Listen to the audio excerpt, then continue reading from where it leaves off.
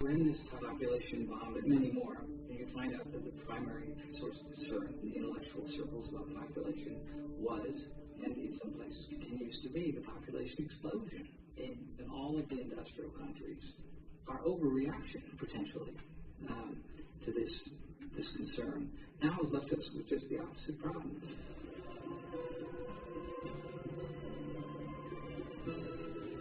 With crowded streets and packed trains, Japan hardly seems to be in need of any more people. But its fertility stays at its low rate of 1.3 children per woman. By the end of the century, Japan's population of 126 million will shrink in half. The impending decline has become a national crisis, with blame targeted against the soaring numbers of unmarried youth.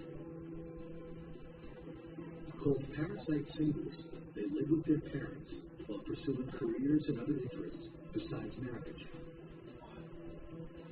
Japanese women in the 70s felt that 25 was your last chance to get married. If you were 26, you'd be a Christmas cake, because December 25th is the last day when a Christmas cake can be sold, and after that, your leftovers. Yeah? Remind me that next week we'll talk about that tomorrow we'll start at the Christmas cake. Funny thought, isn't it? Your Christmas cake. I think I was a Christmas cake by that definition. I think I got married right when I might have been 25. Might have made it. Hey, but look, I want you guys to write this down. It's called the late age of first childbearing. And very quickly, I need to describe one of the interesting realities of demographics, which is all based on some pretty basic biology. Girls, I'm talking about your ovaries here. Most of you already heard about this.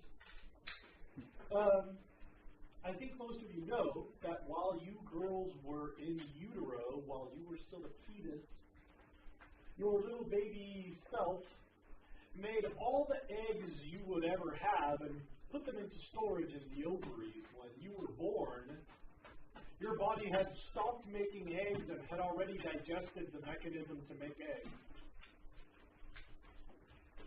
You were born with a full pack of however many eggs you're going to have for your whole life. And I don't want to make assumptions about your internal biology, but I'm going to assume, and you don't have to confirm or deny, I'll assume that most of you are fertile by now. Your ovaries have started to release those eggs. In those first couple of years, like right around now, the last couple of years, right now, the next couple of years, you girls are as fertile as you could ever be. You can just walk by sperm and get pregnant. And once you are pregnant, that baby will most likely develop as a healthy, happy baby. You'll carry it successfully to full term and have a successful birth. All of those things. Pregnancy percentage, carrying to term percentage, and successful delivery percentage. All of those peak about 6 months after you hit puberty. Like you got your first period, 4, 5, 6 months later, you were as good as you could ever be for breeding. And ever since then, your biological clock has been ticking, and your ovaries are wasting eggs.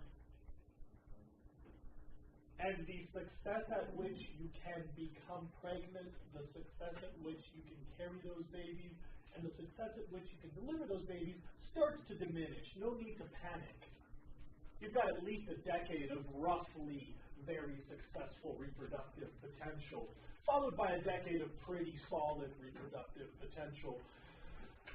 Medicine can stretch you into the 60s nowadays because you're in the first world.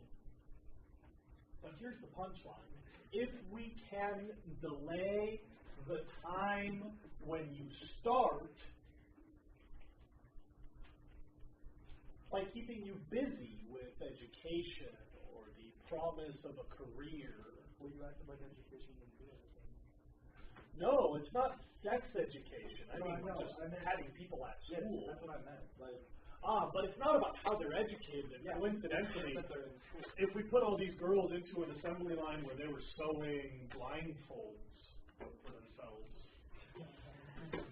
just keeping them busy is my point. Yeah, that's what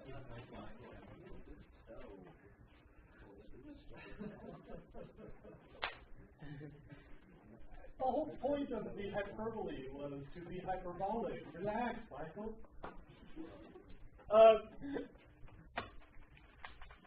If we can keep the ladies busy during their peak reproductive years, they have less babies left in them to deliver in a smaller window of highly successful breeding. So I need you all to know that one of the best ways to influence population growth of a whole group of humans is to just make the girls busy for a while. So that's the concept of delayed age of first childbearing. We'll come back to this. In Japan, this was a growing economy, and women say, hey, I can get a job, I can be independent, I don't need to be attached to a man. Well, I'm going to maybe kick back on the breeding thing. Remember, by the way, girls, that in many parts of the world, you'd probably be pregnant with your second now. And you might like to think that, no, I personally would not. But I want to remind you that actually that option is sort of a luxury. I'm happy that you have that choice. But you would grow up in a different reality.